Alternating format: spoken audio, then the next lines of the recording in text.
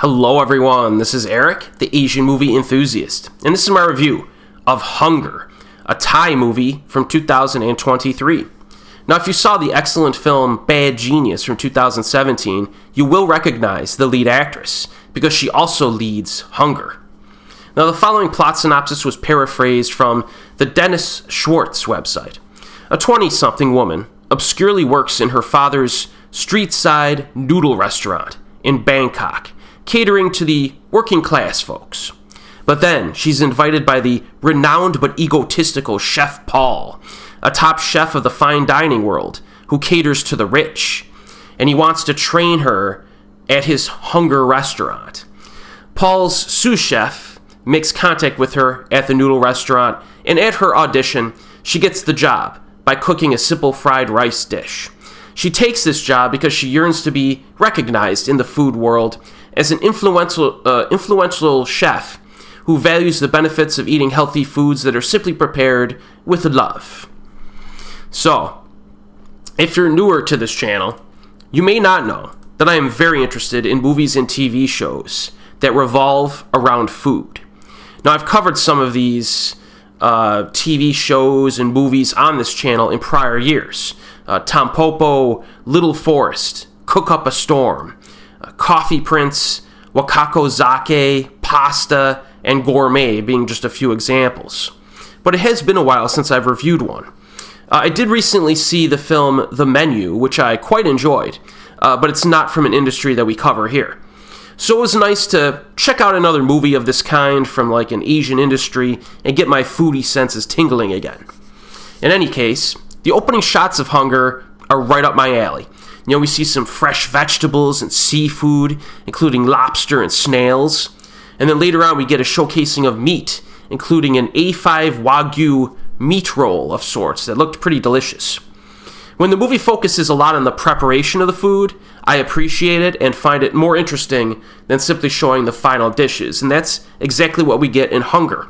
We see a lot of preparation and the difficulties of executing it, and that is especially true during the opening half. It provides enough foodie content to satisfy.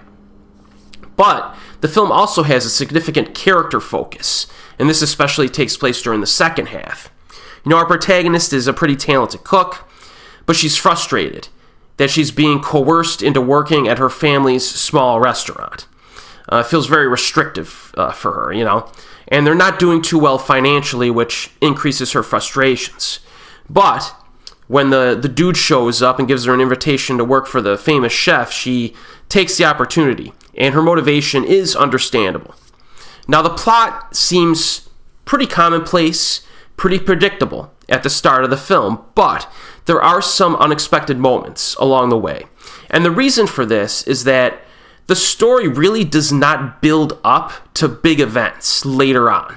You know, for example, one common plot line that you might find in a film of this kind would be that there's like a cooking competition or a rival restaurant, and the protagonist has to gradually build their skill set to participate in the project or the contest and try to get a win or keep the restaurant open or something like that. Never happens in this movie, okay?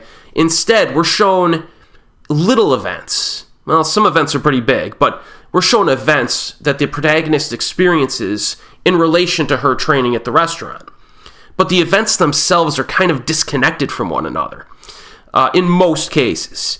So, for example, they might cook dinner for a customer at their mansion or whatever, right? And something might happen there. And then a few scenes later, they'll cook for another customer somewhere else, and something else will happen there, right? And that's what gives the film its unpredictability. You know, because they're not really building towards something that you could see from a mile away. It's just like, it kind of bounces around a little bit. I did like it because it gives that element of unpredictability, but it also doesn't really build to a big climax or anything. So that's kind of the negative side of that. But Hunger does touch upon some of the darker aspects of the food industry as well. It has a little bit more of an edge when compared to the films and dramas I mentioned earlier, so just something to keep in mind. But like I mentioned earlier, this is the same actress as Bad Genius, and I absolutely could never pronounce her name because it's so long, But I will say that she did a very good job in this. I really like, she has like a naturalistic acting style, which is like, it really grounds everything, and I think she's very talented, very good. Hopefully she gets more high-profile roles that get exported internationally, because she's very good. The head chef dude is also very well acted, and he's kind of multi-dimensional, even early on. You know, at first you think he's this guy who's this pretentious guy who's taking advantage of rich customers, but then you realize that he really cares about the food quality, regardless of the techniques that are used. And sometimes he prefers old school simple techniques as compared to like professionally trained or educated students, you know. So he has like a nice grounded approach to things sometimes, but he's really intense. He pushes for perfection, and he'll yell at you if you screw up. You know what I mean? And he does get unprofessional in this film towards his employees, for sure.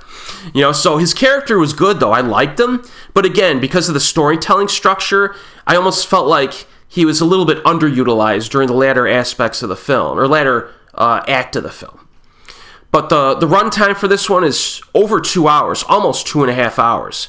But the pacing is actually pretty good. I didn't really have a big problem with the pacing. So I would say this. I definitely recommend Hunger if you're into like foodie type movies. But you need to remember, it's a little bit darker than your typical film of this kind. The acting is good. It has some good showcasings of food. But I do wish it had a little bit more of a fluid story structure to it, you know. But I enjoyed it. It's currently available on Netflix. And as always, folks, I'll see you next time.